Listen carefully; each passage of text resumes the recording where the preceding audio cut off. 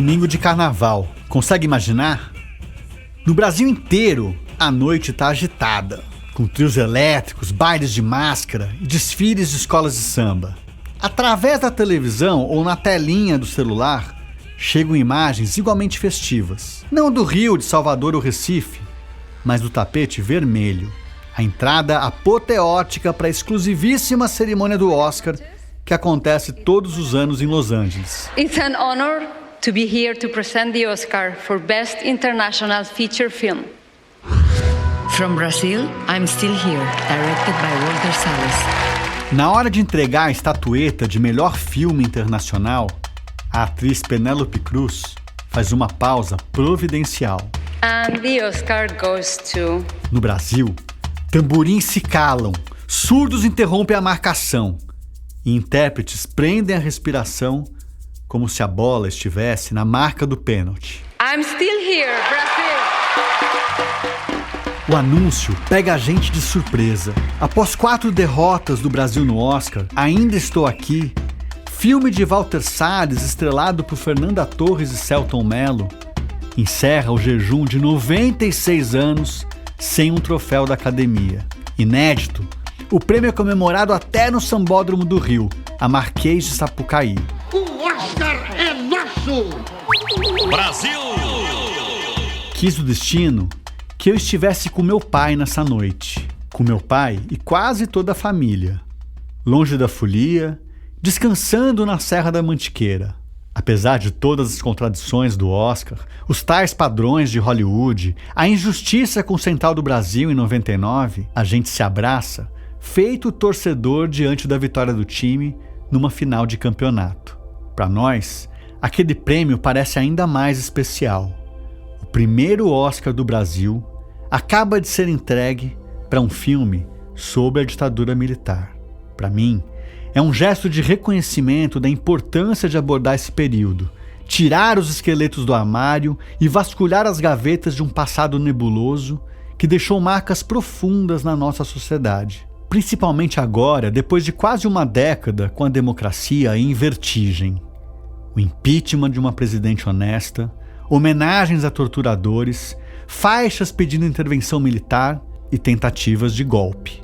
Eu nem consigo piscar enquanto Walter Salles sobe ao palco para agradecer. Este prêmio vai para uma mulher que, depois de uma perda sofrida durante um regime autoritário, decidiu não se curvar e resistir. Este prêmio é dedicado a ela, e o nome dela é Eunice Paiva. Eunice Paiva foi uma das grandes heroínas na luta por memória, verdade e justiça.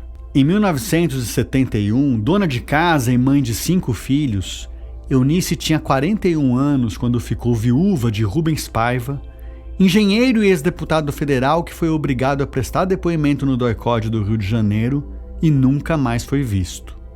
Nunca mais. Poucas semanas antes, Fernanda Torres tinha recebido o Globo de Ouro de melhor atriz. And the Golden Globe goes to Fernanda Torres. I'm still here. This is like a proof that art can endure. Isso é uma prova que a arte pode durar pela vida, até durante momentos difíceis, como os que essa incrível Eunice Paiva, que eu interpretei, passou. E esse filme nos ajuda a pensar em como sobreviver em dias difíceis como esses. Como sobreviver em dias difíceis como estes. É disso que se trata, afinal, a dupla vitória de Ainda Estou Aqui, no Oscar e no Globo de Ouro. O Brasil inteiro, ou metade dele, ficou com vontade de ligar para Fernanda Torres para dar parabéns. Ô, Fernanda querida. Lula. Um milhão de parabéns para você, querida. O telefonema do presidente Lula para Fernanda Torres no dia seguinte ao Globo de Ouro parece simbolizar uma espécie de reencontro do Brasil consigo mesmo. É como se o presidente buscasse mostrar que ali está um estadista, um cara que torce pela cultura do país. Mas não só, também um presidente disposto a fazer ecoar as vozes de quem, como Eunice, passou a vida cobrando respostas sobre o paradeiro de seus familiares, enquanto o antecessor dele tinha cuspido no busto de Rubens Paiva.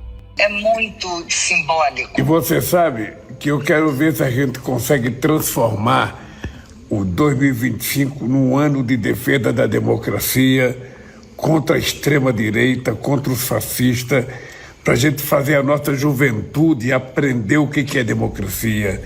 2025, o ano de defender a democracia. Olha, não sei você, mas eu fico até arrepiado ouvindo essa frase da boca do Lula, depois de saber que havia inclusive um plano para matá-lo. E ainda, era a primeira semana do ano.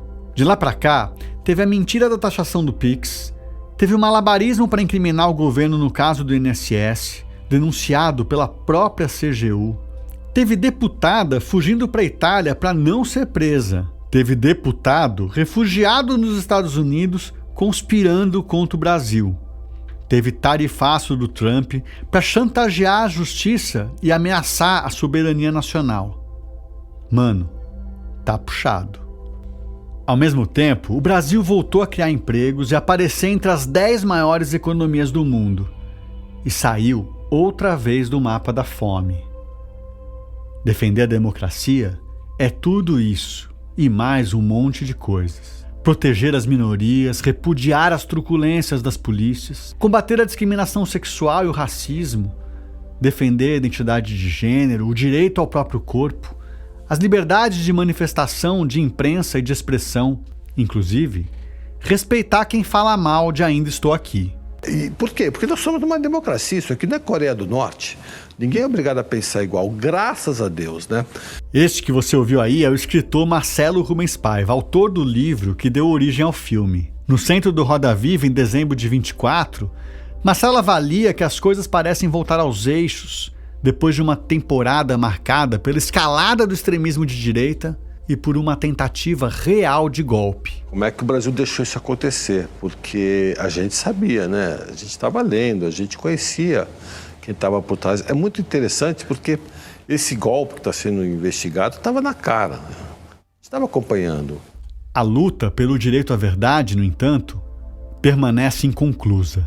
A democracia foi negligente ao perpetuar a impunidade de assassinos e torturadores. Eunice morreu sem ver os algozes de seu marido no banco dos réus. Essa pauta está no Supremo há 10 anos, na gaveta, inclusive o do Alexandre de Moraes. Marcelo se refere ao julgamento dos responsáveis pela morte do pai.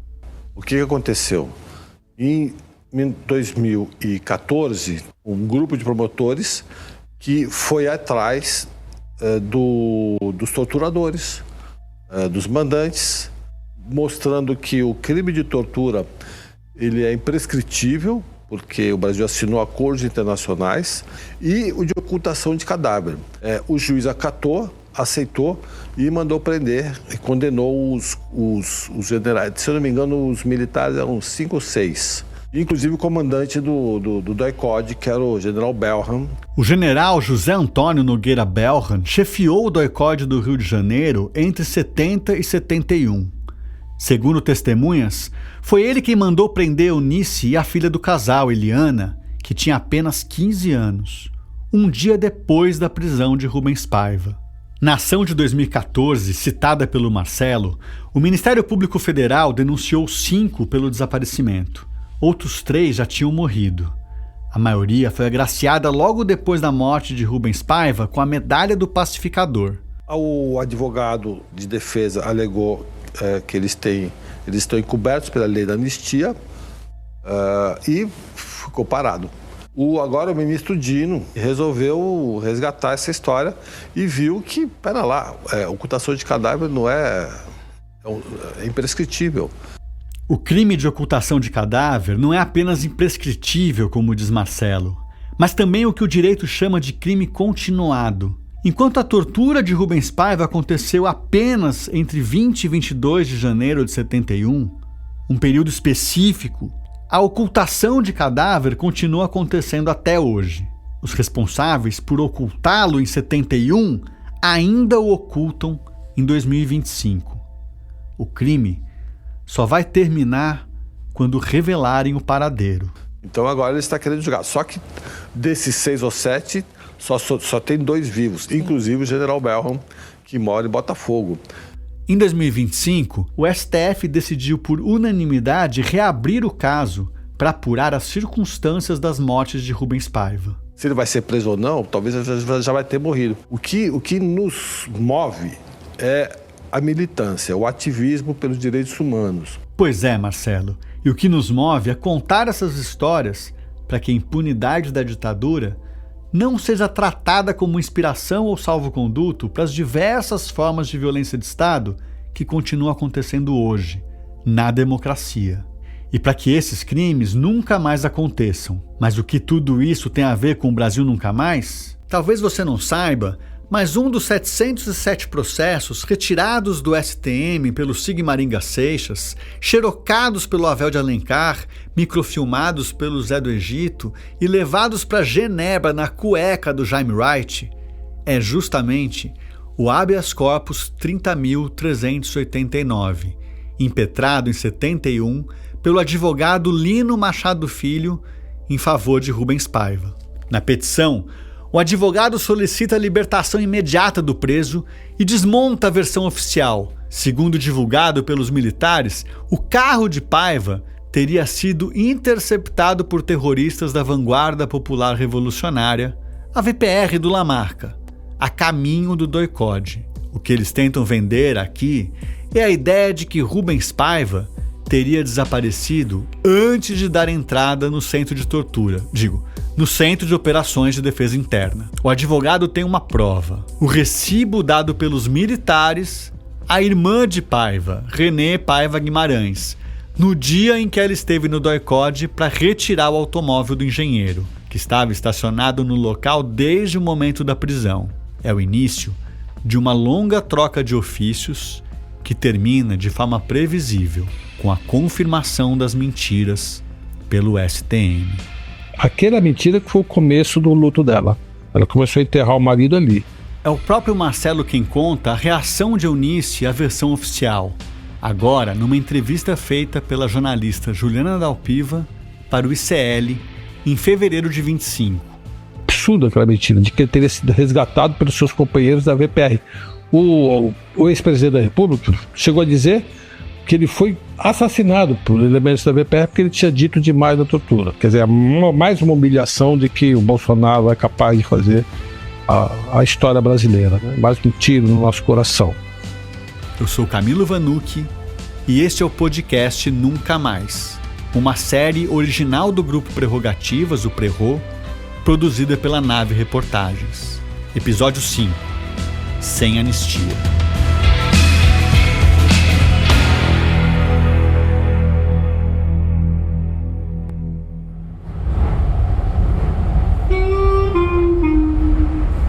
Próxima estação. Next station. Luz. A gente está chegando agora no Memorial da Resistência, que é o prédio do antigo DOPS, o Departamento de Ordem Política e Social de São Paulo. Vamos acompanhar uma exposição chamada Uma Vertigem Visionária, que foi montada no final de 2024, continua em 2025, que é sobre o projeto Brasil Nunca Mais. Vocês são do Porta Aberta? Isso. Oliver, um de vocês? Eu. Camilo, tudo bem? Tudo. Essa turma é formada por pessoas de diferentes idades atendidas pela Fundação Porta Aberta, uma ONG que, segundo o próprio site, atua na reinserção social e produtiva de pessoas em situações de vulnerabilidade. A gente está fazendo um podcast aqui, gravando, vai para acompanhar a visita de vocês, tudo bem? Legal. Posso fazer uma pergunta para vocês? Você sabe o que é Brasil Nunca Mais? De que se trata o projeto Brasil Nunca Mais específico? É o que vocês vão ver lá em cima quando a gente subir. Pode dar uma palhinha pra gente? Você desconfia de alguma coisa? O que pode ser? Não, tô completamente aberto para descobrir do que se trata. A gente já tem uma ideia, sim. Ao longo de 1 hora, a turma da ONG passeia pelos corredores do prédio e entra em contato com todo o universo de violações de direitos humanos sobre o qual a gente vem falando desde o primeiro episódio. Então a gente até hoje usa o termo de sequestrado político, né? Porque a pessoa que não está enfim, oficialmente presa. Além de ser uma delegacia, né, como vocês falaram, era um lugar de investigação, uma delegacia de investigação. O prédio do antigo DOPS foi transformado em lugar de memória em 2009. A antiga carceragem deu lugar a uma versão limpinha das celas dos anos 70. Não todas. A solitária, por exemplo, que ficava no final do corredor, foi suprimida no novo projeto. Nos andares de cima, há um auditório e espaços que hoje estão ocupados por uma exposição sobre a ESMA, a Escola Superior de Mecânica da Armada de Buenos Aires, também convertida em prisão e centro de tortura na época da ditadura, e outra sobre o Brasil Nunca Mais. E aí, pensando nesse sentido da investigação, a gente tem a prática dos interrogatórios, né? Enfim, os investigadores que estão atuando ali, e junto com isso as práticas também da tortura. A tortura, que é uma violência contra a pessoa, seja violência física contra o corpo, psicológica, né, a forma de uma ameaça, ou a violência sexual também como forma de tortura. A exposição Uma Vertigem Visionária foi uma iniciativa da diretora técnica do Memorial da Resistência, a Ana Pato, e teve a curadoria de Diego Matos. Depois de acompanhar o giro do pessoal da ONG, a gente foi ouvir a Ana, para saber o que a motivou a produzir essa exposição. Primeiro que eu acho esse projeto incrível. Eu sempre brinco que é um projeto cinematográfico. Meus amigos cineastas falam, poxa, ninguém vai fazer um longa-metragem? Pronto, mais uma pessoa que não vê a hora de fazer um filme sobre o livro. A gente explorou um pouco sobre esse assunto no episódio anterior, quando um filme quase foi feito pela HBO nos Estados Unidos, 30 anos atrás. Se você perdeu, volta lá e bota no episódio 4. Ou escuta a série desde o início, que é sempre muito melhor. Vai por mim. Eu vejo quando eu comecei a comentar com as pessoas, aí todo mundo fala, já ouvi falar, mas ninguém sabe de fato como foi essa... Então fazia todo sentido, em 2024, poder recontar essa história a partir de uma exposição. E como fazer isso? Bom, o Memorial trabalha com temáticas anuais. E no ano que a gente relembrou os 60 anos do golpe, a gente escolheu como tema Nunca Mais. Dessa expressão, né, que é uma expressão ligada à Argentina, né, nasce aí com o relatório Nunca Mais argentino, veio essa ideia de trazer os dois projetos em diálogo. Eu acho que esse é o desafio do Memorial. Como é que a gente transformava uma história que é construída a partir de um acervo documental do campo do direito, fazia com que esse conteúdo atingisse os jovens, né? Ficasse palatável. A Ana passou esse rojão para o Diego Matos, que é pesquisador e arquiteto. Conversando com a Ana, a gente pensou, poxa, a gente precisa traduzir radicalmente esses dados, mas transformá-los em um material visualmente atraente para o público. Para isso, o Diego pôde contar com o acervo de um advogado que você já conheceu aqui nesta série, o Luiz Eduardo Greenhalgh. Ele cedeu à exposição uma pequena coleção de cartas da Leda Corazza para Eni Raimundo Moreira, do Jaime Wright para o próprio Greenhalgh, mencionando inclusive uma remessa de chocolates suíços que estava para chegar. Também emprestou cópias dos formulários que foram usados para sistematizar os processos que chegavam de Brasília. Ainda assim, faltava mais para transformar o conteúdo daquelas 300 páginas de texto, sem ilustrações nem fotografias, em algo visualmente instigante. Então a gente fez uma imersão nos gráficos e aí obviamente que a gente foi priorizando os dados que tinham um maior apelo visual. Talvez um dos dados impressionantes é aquela lista com a descrição sistematizada de quais são os tipos de tortura. O Diego transformou esse glossário de sevícias num painel enorme, em que estão listadas mais de uma centena de técnicas de tortura utilizadas pelo aparato repressivo. Outro painel que chama a atenção na exposição traz os nomes de todos os presos, homens e mulheres, que tiveram a coragem de relatar ao juiz que tinham sido torturados e descrever as violências que tinham sofrido. E se você pensar que é um projeto emblemático no mapeamento que foi feito sobre a tortura no Brasil no período da ditadura, é muito potente para a gente pensar o presente. O quanto a tortura continua sendo um tema, infelizmente, atual, né? Alguns dizem que a vida começa aos 40, o que é uma grande bobagem. Mas tá lá o Brasil Nunca Mais, cheio de energia aos 40 anos. De volta à cena, em exposição, edição comemorativa e podcast. As gerações que vieram depois de Geisel e Figueiredo estão descobrindo o projeto agora. Dias antes de gravar este episódio, fiquei sabendo que a exposição no Memorial da Resistência foi prorrogada até março de 2026, totalizando 1 ano e meio em cartaz. E um spoiler, eu acabo de começar a transformar essas histórias em livro, com lançamento previsto para dezembro de 2025. Só falta fazer o filme.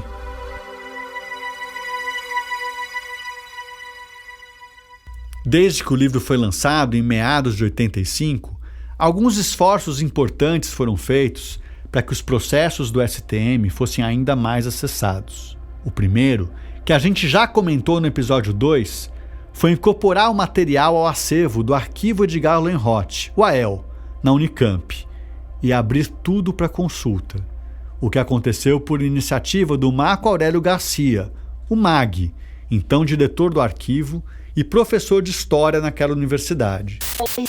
E naquela época eu dirigia o Arquivo Edgar Lönnrot e tive a informação de que os organizadores do Acervo Brasil Nunca Mais haviam produzido um índice composto de 12 tomos, numa edição limitada, tenho a impressão que 10 exemplares, e nós manifestamos o interesse de que pudéssemos ter uma cópia.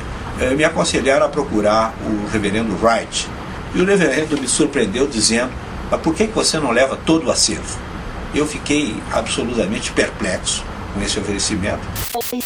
Ele aceitou a oferta, conseguiu um caminhão emprestado e destinou uma sala para acolher os originais do Brasil Nunca Mais. O passo seguinte, que a gente também já comentou rapidamente, foi digitalizar todas aquelas páginas e colocar tudo na internet. Com o Brasil Nunca Mais digital, os pesquisadores não precisariam mais ir até Campinas para consultar os processos, o que fez aumentar de forma exponencial o número de teses e dissertações que citam o Brasil Nunca Mais. Essa iniciativa foi do Ministério Público Federal de São Paulo, especificamente de um procurador da República, o Marlon Weichert, com quem a gente também foi falar. Eu li o livro do Brasil Nunca Mais lá quando ele foi lançado. Eu estava ali com 16 anos e lembro, tenho essa memória vívida do impacto que provocou em mim a leitura desse livro. Acho que a minha base de formação de compromisso com os direitos humanos e com a democracia vem, sem dúvida, é muito influenciada pela leitura do Brasil Nunca Mais. Em 2007, já se aproximando dos 40, o Marlon ia quase toda semana à Unicamp para consultar o acervo físico junto com o pesquisador Marcelo Zelic. Ele tinha começado a denunciar torturadores e outros agentes da ditadura e resolveu incorporar aos processos os depoimentos de alguns torturados, na íntegra. Sou a primeira pessoa que vai defender a tese de que no Brasil foram cometidos crimes contra a humanidade, então que não se aplicava a lei de anistia e tampouco as regras de prescrição penal ou qualquer outra norma de impunidade. Então nós começamos a fazer diligências à Unicamp para consultar esses arquivos, porque eu precisava, para fins de ação penal, eu precisava ter os depoimentos das vítimas, que identificavam quem foi o torturador e tal, para poder fazer a instrução dos meus procedimentos, especialmente a primeira ação civil pública que a gente entrou contra o Ustra e o Aldir Maciel. Nós entramos em 2008 com essa ação. E foi aí, consultando aquelas pastas repletas de folhas de papel amareladas pelo tempo, que o Marlon percebeu que todo aquele material precisava ser digitalizado o mais depressa possível. E ele descobriu isso da pior maneira. Comecei a perceber que nos processos faltavam páginas. E, via de regra, o que faltava? Os depoimentos mais graves, os que faziam identificação.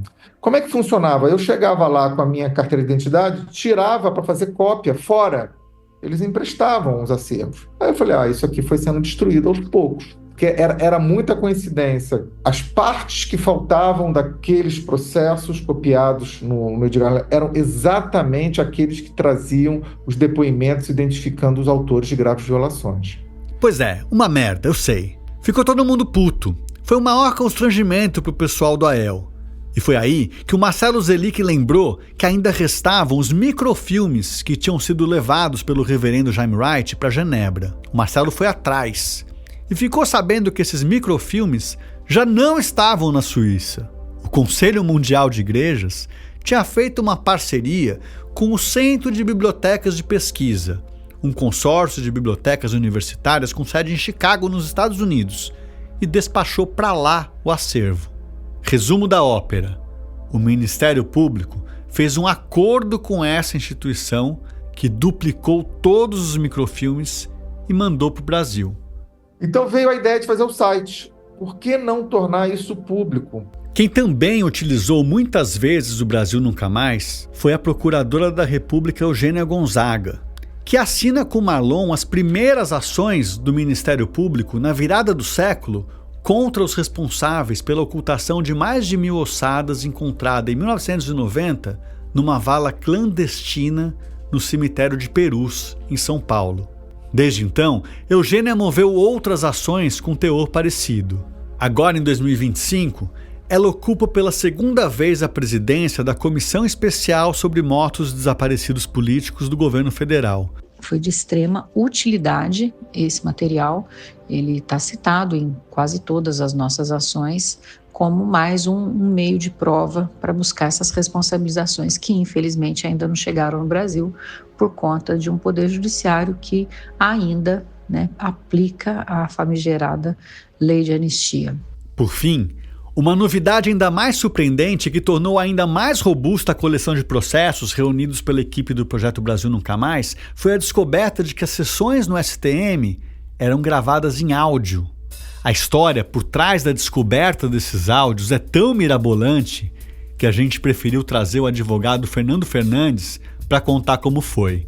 Porque foi ele, então um jovem estudante de Direito no Rio de Janeiro, quem descobriu as fitas em 1997. Quando eu resolvo fazer Direito, eu resolvi então estudar a atuação dos advogados de presos políticos. E eu começo a me relacionar com um advogado chamado Lino Machado Filho. Inclusive, foi o advogado que revelou a morte do deputado Rubens Paiva. Fernando, essa parte você pode pular, porque eu acabei de contar do Lino Machado e do Rubens Paiva logo no início deste episódio. Ele, em uma conversa comigo, ele fala de uma fita que ele tinha gravado no julgamento dele. E ele me deu a fita, era uma sustentação oral dele no Superior Tribunal Militar. E eu comecei a pensar, mas peraí, se ele gravou uma sustentação oral dele, significa que tem que haver gravação. E aí, então, eu começo a fazer uma pesquisa lá no STM. O Fernando ainda não tinha se formado quando tomou um ônibus no Rio de Janeiro e desembarcou em Brasília para ver se descobria mais gravações. E ali comecei a conversar com os servidores, devagar, fazendo um jeito de estudante idiota. Eu comecei a perguntar, mas vem cá, o que acontece é o seguinte, não tinha gravação na época e tal, e aí me indicaram uma pessoa que seria aquele funcionário que estava lá, não sei quantos anos, 30 anos, eu dizia que procurava as sustentações orais dos advogados daquela época. Esse servidor diz, não, tem aqui mesmo. E aí tinham dois arquivos daquele, 4 gavetas de metal, 2 daquele, lotados de fitas de rolo, e eles não tinham nem mais o equipamento para tocar aquele troço. Ele falou, aqui ninguém mexe há muitos anos, isso aqui e tal. Mas não, mas eu quero acessar isso. Não, mas nem pode. Isso aqui não pode mexer. O advogado encontrou a mina de ouro, mas faltava o abre de sésamo. Fernando voltou para o Rio, contou para o Lino Machado, e o Lino redigiu um requerimento ao presidente do STM solicitando autorização para que aquele jovem consultasse as sustentações orais dele, Lino Machado. Semanas depois, o Fernando voltou a Brasília, dessa vez com 2 gravadores Akai que ele precisou comprar, um para reproduzir e o outro para copiar os rolos. Copiei 2 sustentações orais do Sobral Pinto, uma do Modesta Silveira, tirei esta fita de cópia e coloquei também numa pasta. Bom, até aí tudo bem. O general que presidia o STM tinha autorizado a entrada dele, mas o Fernando percebeu que havia 2 conjuntos de fitas. Uma das sustentações orais dos advogados, que eram feitas de maneira pública, e outro conjunto de fitas com o julgamento pelos membros da corte, que era feito em sigilo. Naquela época, os ministros se reuniam em separado para deliberar, como fazem as bancas de concursos públicos ou de defesa de TCC, mestrado, doutorado. Essas eram mais secretas ainda. E eu coloquei uma dessas secreta logo. Comecei a escutar, os ministros estavam discutindo em um processo a morte do Marighella. Aí o servidor, desligou o gravador e disse, olha, parou sua pesquisa. O senhor volta aqui amanhã, às 13 horas, que é a hora que abre o tribunal. No dia seguinte, Fernando chegou mais cedo e deu de cara com o general que presidia o STM e a trupe dele. Ele tinha se organizado para escutar a gravação. Eu logo me dirijo a ele dizendo, olha, eu estou aqui pronto a mostrar o trabalho, o que eu estou fazendo. Ele disse, tal, não, tal. Ele se retira e eles falam então que o meu material estava apreendido, que eu não podia sair de lá com nada, etc e tal. E aí eu faço o seguinte, eu tinha escondido a cópia da fita do Sobral Pinto atrás do vaso sanitário. Pego o primeiro avião e vou embora para o Rio de Janeiro. Quando eu chego no Rio de Janeiro, já tinha telefonemas do tribunal dizendo que eu tinha que retornar para a apreensão do material. Aí eu sento lá com o meu velho Tristão e conto o que está acontecendo. O velho Tristão a que ele se refere é do Tristão Fernandes, pai do Fernando Fernandes. Ele foi preso político e advogado de presos políticos nos anos 70. Morreu em 2021, aos 94 anos. Para o filho, foi sempre um exemplo de que os bons advogados não devem se eximir da luta contra as injustiças. Quando o filho fez 5 anos, o pai foi alvejado com 17 tiros numa emboscada no Mato Grosso. Isso depois de denunciar a prática de tortura por latifundiários de Ponta Porã. A família precisou mudar para o Rio de Janeiro para evitar que os assassinos terminassem o serviço. Naquele momento, com o filho na mira dos militares, os 2 viajam para Brasília e vão juntos ao tribunal. O pai bola um jeito de configurar que os servidores tinham confiscado arbitrariamente o material de consulta do jovem. Ele entra com um mandado de segurança contra o presidente do STM e entra também com uma medida cautelar no STF para impedir que o STM apagasse as fitas. Durante anos, os militares tentaram diversas estratégias para impedir o acesso a essas fitas. Entre elas, dizer que o material era secreto para preservar a intimidade dos réus e não dos membros do Estado. No STF, o então ministro Nelson Jobim pediu vistas, adiou a decisão por quase uma década e só determinou a publicação das fitas às vésperas de deixar o cargo em 2006. O STM ainda enrolou por alguns anos. Foi só em 2014 que o tribunal começou a digitalizar os rolos. Fernando Fernandes precisou instar novamente a Suprema Corte com uma reclamação para que o STF, apenas em 2017, determinasse a publicação das fitas. Hoje, são centenas de milhares de horas de gravação disponibilizadas em arquivos digitais pelo tribunal. E o próprio Fernando Fernandes acabou criando um portal, o Voz Humana, para facilitar o acesso às fitas. Isso significa que em 2025, além de ler os processos compilados pela equipe do Brasil Nunca Mais, a gente também pode ouvir os julgamentos, pelo menos a partir de 75. Ainda falta localizar as gravações anteriores, quando o STM ficava no Rio de Janeiro. Esse material é bastante valioso para oferecer uma percepção mais completa do modus operandi da justiça militar na ditadura. E para a gente ver como as denúncias de tortura eram tratadas pelo tribunal. O trecho que a gente escolheu para você escutar agora, por exemplo, é de uma sustentação oral feita em 77 pelo advogado Sobral Pinto, durante o julgamento do ex-deputado Marco Antônio Tavares Coelho, do PCB, cassado em 64 e preso em 75. Os senhores ministros não acreditam na tortura. É pena que não possam acompanhar os processos como um advogado da minha categoria acompanha, para ver como esta tortura se realiza permanentemente. E neste processo, senhores juízes, há a prova documental da tortura que sofreu Marco Antônio. Há um laudo firmado por médicos militares atestando esta tortura. Também em 77, o general Rodrigo Otávio, ministro do STM, chama a atenção da corte para uma série de relatos de tortura incluídos nos autos. O comentário do ministro funciona como uma admissão cabal de que as torturas existem, muito embora ele opte por responsabilizar os agentes e eximir de culpa as instituições. É preciso que se evidencie de maneira clara e insofismável que o governo, através das Forças Armadas e órgãos de segurança, não podem responder pelo abuso, a ignorância e a maldade de responsáveis que usam torturas e serviços para obtenção de pretensas provas comprometedoras na fase investigatória, pensando em sua limitação cerebral, e que estão bem servindo a estrutura política jurídica vigente.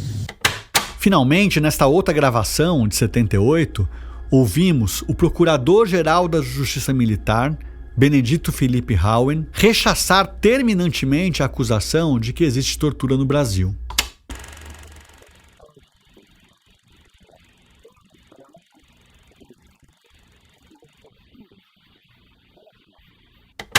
O próprio STM parece ter avançado timidamente nesses 40 anos. Não deixou de ser um tribunal corporativista, em que há passadas de pano demais e condenações de menos. O indício mais representativo dessa modernização, lenta, gradual e segura, talvez seja a posse, em 13 de março de 2025, da primeira mulher eleita para presidir o STM nos 217 anos de história da instituição. Eu estive em Brasília para a cerimônia de posse.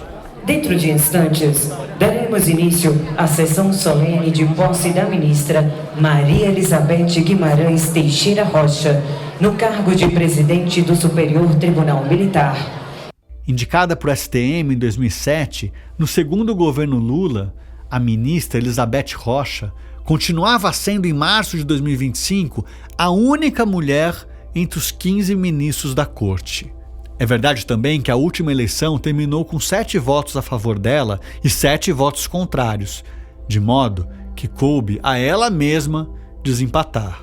Com uma carreira como procuradora federal e 18 anos de serviços prestados ao STM, Elizabeth se apresenta como uma mulher progressista e feminista. Sou feminista e me orgulho de ser mulher.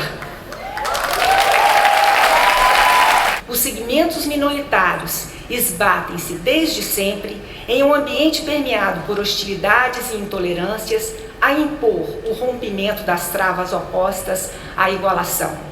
É este o projeto que buscarei implementar frente à presidência do Superior Tribunal Militar, o qual se fundará sobre 3 pilares: transparência, reconhecimento identitário e defesa do Estado Democrático de Direito. E foi com esse espírito que ela arrematou seu discurso de posse, recorrendo à sororidade entre mulheres e citando a Eunice Paiva. Veja você. Não cheguei sozinha, chegamos juntas. Porque quando sonhamos sós, só sonhamos. Mas quando sonhamos juntas, fazemos história. E hoje, nós mulheres estamos fazendo. Vamos sorrir. Como se não bastasse, Elizabeth Rocha é casada com um militar que perdeu o irmão para a ditadura. Paulo Costa Ribeiro Bastos, filho do general Otton Ribeiro Bastos, é desde 72 um desaparecido político. Tudo isso se contrapõe à ideia de uma anistia que torturou, que violou mulheres, que cometeu homicídios bárbaros, né, que descartou corpos que você não pôde sequer enterrá-los. Então, eu sempre entendi, não é, que a anistia era uma lei que não era compatível com a Constituição promulgada em 1988 e, portanto, inconstitucional. Essa familiaridade dela com a pauta da verdade e da justiça talvez seja o sinal mais eloquente de que os tempos são de mudança e de que provavelmente estamos mais perto do que pensamos de algo inédito nesses 40 anos de democracia: a condenação de militares por conspirar contra o Estado Democrático de Direito. A primeira turma do STF julgou hoje as denúncias contra mais um núcleo da tentativa de golpe de Estado. Dos 12 acusados, quase todos militares, 10 se tornaram réus. Durante interrogatório no Supremo sobre a tentativa de golpe, o general da reserva Mário Fernandes admitiu a autoria de um plano que previa assassinar Lula, Alckmin e Alexandre de Moraes. O ex-comandante da Aeronáutica, Carlos de Almeida Batista Júnior, confirmou que, sim, houve reuniões para planejar a trama ilegal para manter Jair Bolsonaro no poder depois da derrota para Lula em 2022.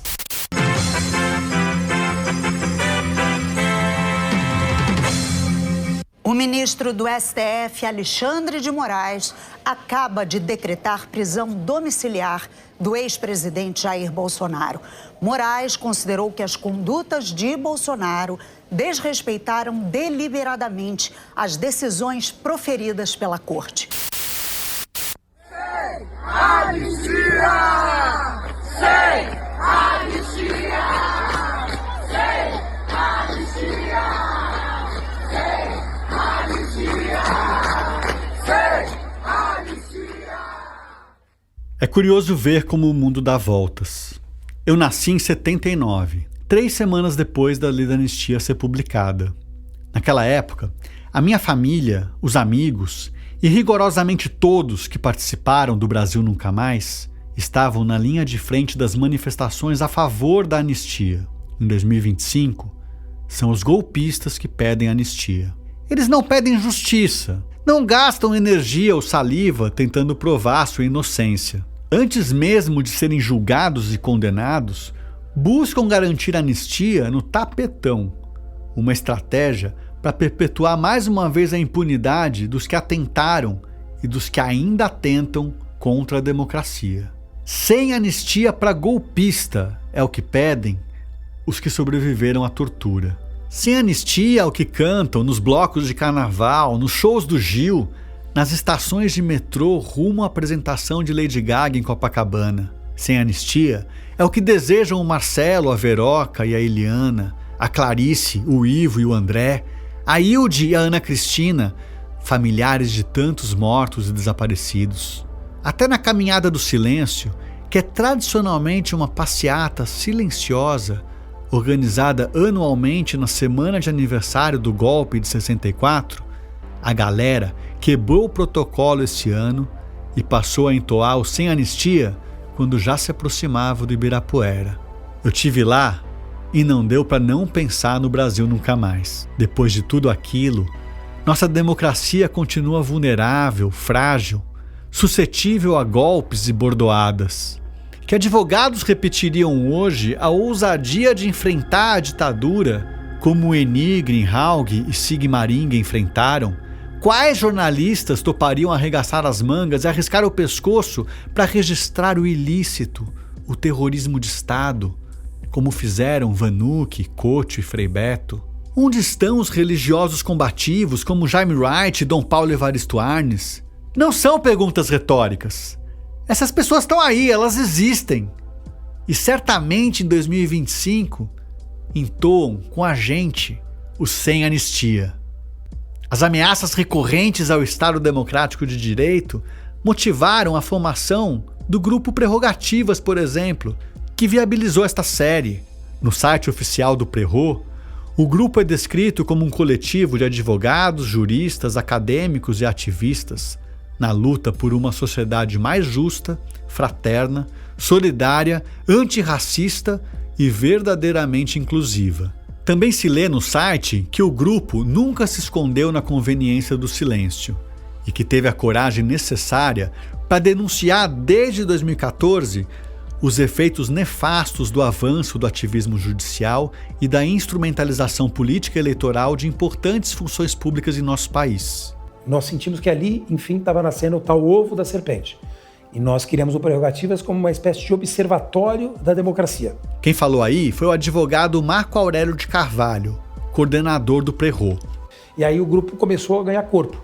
E no começo realmente a gente falava para nós mesmos, mas a gente teve a ousadia de disputar as narrativas, né? Quem acompanhou a atividade do Prerrogativas nesses últimos 10 anos vai se lembrar que a disputa de narrativas a que Marco Aurélio se refere foi sempre constituída com base nos autos, nos processos, nos mandados e nas sentenças. A lógica é a mesma do Brasil Nunca Mais. Enquanto nos anos 80, aqueles advogados e pesquisadores analisaram centenas de milhares de páginas para encontrar nelas as provas de tortura e de outras violações de direitos, os advogados do Prerro tiveram a capacidade e a ousadia de apontar os abusos de poder e as inconsistências jurídicas, analisando peças que materializavam ofensivas antidemocráticas, seja no parlamento, na classe política ou no judiciário. O que não está nos autos é difícil comprovar que existe para efeito jurídico. Nesse caso, no caso, na verdade, da ditadura, com esses processos do STM, no caso da Lava Jato, no próprio processo do impeachment, tudo isso estava nos autos. Em 2025, o tema que mais tem mobilizado o Grupo Prerro é a tentativa de golpe de 8 de janeiro e o julgamento de seus autores. Para o Marco Aurélio, não cabe anistia nem redução de penas, mesmo que isso resulte numa equivocada acusação de punitivismo por parte do grupo. Nós defendemos para Chico e para Francisco as mesmas coisas. O direito sagrado à presunção de inocência, o direito sagrado ao devido processo legal, o direito à defesa na sua plenitude, e isso para todo e qualquer cidadão, o golpista ou não. Isso não quer dizer, evidentemente, que a gente não vai defender que ao final desse processo, tendo ele transcorrido dentro dos padrões de normalidade, né, e de regularidade, eles não sejam devidamente punidos. Isso é outra história. Sobretudo, segundo o coordenador do Prerro, tanto a tentativa de golpear o Estado Democrático de Direito quanto as tratativas para garantir anistia têm raízes históricas que você, ouvinte do Nunca Mais, já deve estar careca de saber quais são. Agora, por que isso está acontecendo? Porque lá atrás, em 79, nós não fizemos o que outros países no mundo fizeram. Se a gente tivesse feito o que devia fazer, que é colocar essa turma na cadeia, seguramente a gente, na minha avaliação, talvez pudesse ter se livrado dos episódios de 8 de janeiro. Para Gisele Citadino, professora de Direito na PUC do Rio de Janeiro, que além de integrar o Grupo Prerrogativas, também fala em nome da Associação Brasileira de Juristas pela Democracia, a ABJD, não basta impedir a impunidade dos golpistas de 8 de janeiro. É preciso ainda punir os criminosos da ditadura, com o objetivo prioritário de eliminar a sensação de salvo-conduto para torturar e matar que essa interpretação absurda da lei da anistia fez prosperar. Em suas palavras, teve uma anistia moralmente correta que permitiu a libertação dos presos políticos e a volta dos exilados, e uma outra anistia moralmente incorreta que beneficiou quem não deveria ter sido beneficiado: os torturadores, os sequestradores, assassinos, violadores contumazes de direitos humanos. O mais triste, segundo a Gisele, é que o STF teve a oportunidade de corrigir a rota, mas não o fez.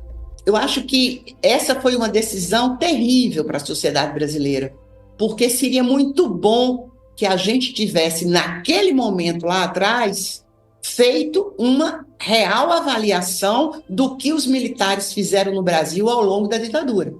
E a gente optou, não é, por não fazer isso. E teria mudado alguma coisa? Essa tentativa de golpe de agora talvez não tivesse ocorrido se a gente, ao tempo da DPF 153, tivesse efetivamente enfrentado o nosso triste passado. O fato é que sai golpista, volta à democracia, os castigos físicos, o desaparecimento forçado e os homicídios por motivação política são crimes que continuam acontecendo no Brasil. E muito. Só no estado de São Paulo, e apenas no último trimestre de 2024, o Grupo de Monitoramento e Fiscalização do Sistema Carcerário do Tribunal de Justiça recebeu 656 relatos de tortura. Isso em apenas 3 meses. Aplicando a mesma projeção para um período de 12 meses, teríamos 1.300 casos de tortura em um semestre, 2.600 por ano. É mais gente torturada em um ano, na democracia, em apenas um estado da federação, do que todos os casos calculados no Brasil Nunca Mais em 20 anos de ditadura.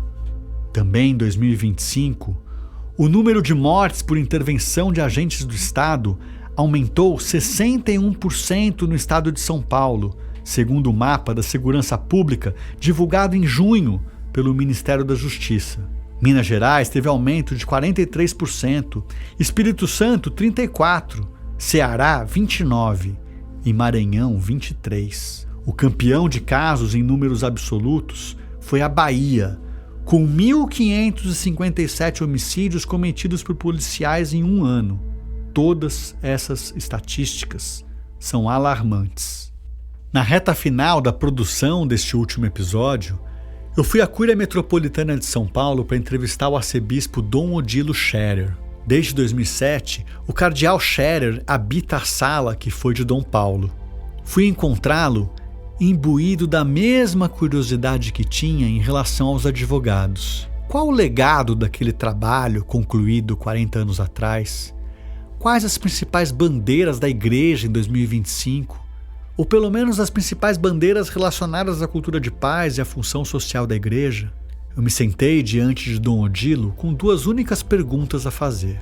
É uma satisfação a Igreja ter participado num projeto como esse, de denúncia, de defesa da democracia? Foi, sem dúvida, uma iniciativa muito corajosa de reunir elementos, testemunhos, documentos e expor isso a público, para que, de fato, fique para a memória e como referência também do engajamento que, na época, personalidades como Dom Paulo, o pastor James Wright, tiveram essa iniciativa tão importante que depois, naturalmente, impactou a opinião pública e foi importante também para, no processo de redemocratização do Brasil, dar respaldo e coragem a muitas outras pessoas para iniciativas que sucederam. Que desafios hoje você observa, mas que a Igreja não pode fechar os olhos? Hoje, o contexto é outro, as liberdades democráticas são plenas, existe o Estado de Direito, a sociedade organizada ela se faz ouvir e tem toda a liberdade de fazê-lo, o que não acontecia naquela época. Mas problemas existem hoje, sim, e muito graves, em relação, por exemplo, à situação da superação da miséria, que não se consegue entrever aí uma solução a breve tempo. Permanece um abismo enorme entre riqueza e pobreza aqui no Brasil. Segundo, a violência que existe muitas vezes ainda também na repressão policial, muitas vezes com alta dose de letalidade que acontece nas ações policiais. Por fim, Dom Odilo diz que está preocupado também com o futuro do planeta, o cuidado com o meio ambiente. São bons pontos, todos eles, para uma atuação realmente engajada de uma igreja comprometida com o futuro. Porque quando falamos de fome, truculência policial e violência de Estado, mesmo quando voltamos os olhos para 79 ou 85, é sobre o futuro que estamos falando, para que a impunidade de ontem não seja a semente da impunidade de amanhã, e para que a coragem dos que ousaram arriscar o pescoço por mais dignidade e justiça nos inspire a agir com ainda mais coragem e esperança.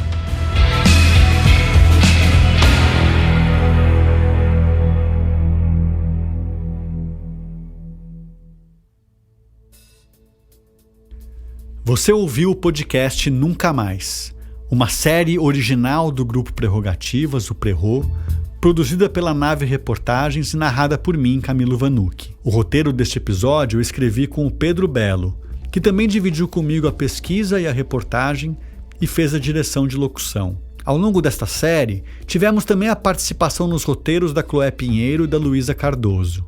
Quem fez a edição, a pesquisa de arquivos sonoros, trilhas adicionais, a ambientação e a mixagem foi o Felipe Barbosa. A trilha sonora original é do Cauê Fernandes. Neste episódio, utilizamos trechos de entrevistas que fizemos com Ana Pato, Diego Matos, Marlon Weichert, Eugênia Gonzaga, Fernando Fernandes, Elizabeth Rocha, Marco Aurélio de Carvalho, Gisele Citadino e Dom Odilo Scherer. Neste episódio, nós usamos áudios do canal Apoteose, das cerimônias do Oscar e do Globo de Ouro de 2025, da TV Globo, Mídia Ninja, Perfil do Lula no Instagram, TV Cultura, ICL, CNN e Itatiaia. As vozes complementares são da Isabela Neves. O Nunca Mais está sendo tocado também pelo ICL, pela TV Fórum e pela Rádio Brasil de Fato.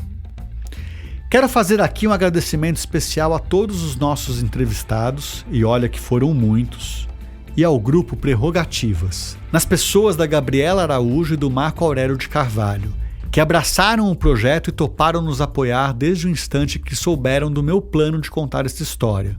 Estes episódios não existiriam sem a colaboração de mais de 80 defensores da democracia que toparam cobrir os custos desta empreitada e que eu faço questão de citar em ordem alfabética. Aldimar de Assis, Alessandra Camarano, Aline Cristina Braghini, Ana Amélia Mascarenhas Camargos, André Caran Trindade, André Ked, André Pires, Ana Cândida Serrano, Antônio Carlos de Almeida Castro, o Cacai, Antônio Fabrício, Antônio Pedro Melchior, Arnóbio Rocha, Auri Lopes Júnior, Bruno Salles Ribeiro, Caio Leonardo Rodrigues, Camila Alves Hessel Heimberg, Carmen da Costa Barros, Celso Cordeiro, César Caputo Guimarães, Cláudia Franco, Cristiano Marona, Daniel Romeiro, Dora Cavalcante, Éder Bonfim Rodrigues, Eleonora Rangel Nassif, Ernesto Tsirunic, Evelyn Melo Silva, Fabiano Silva dos Santos, Fábio Ricardo Trade, Farias e Franco Sociedade de Advogados, Gabriela Gastal Dutra, Gabriela Araújo, Giorgio Tomelin, Gisele Citadino, Giuseppe Jamundo Neto, Guilherme Sodré Martins, Heitor Cornacchione, Hélio Freitas de Carvalho Silveira, Jader Marques, Jailton Zanon, Jorge Antônio Mauric, José Augusto Rodrigues Júnior, José Carlos Alves, José Maurício Coqueiro, Laís de Figueiredo Lopes, Leandro Raca, Lênio Streck, Lúcia Helena Rincon Afonso, Luciana Boitô de Figueiredo Rodrigues, Luciana Worms, Luiz Carlos Moro, Luiz Guilherme Vieira, Luiz Fernando Pacheco, Luzia Paula Cantal, Maíra Calidone Réquia, Manuelita Hermes,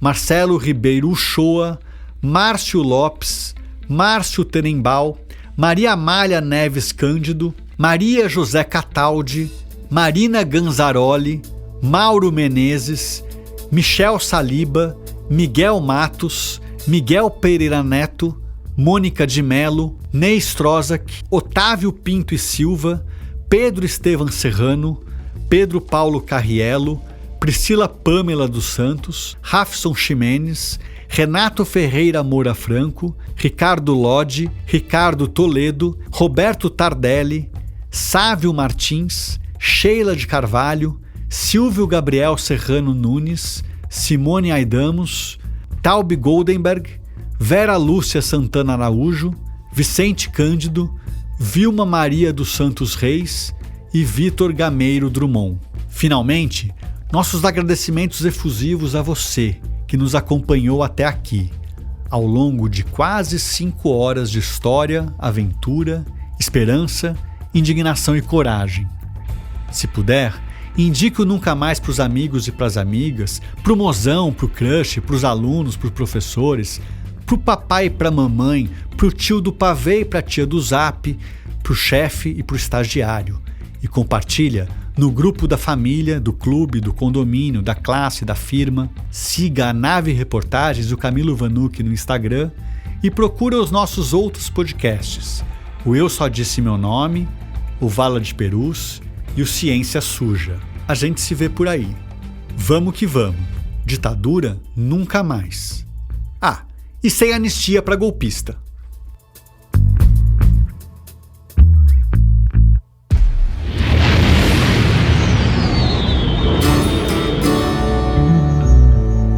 Nave Reportagens.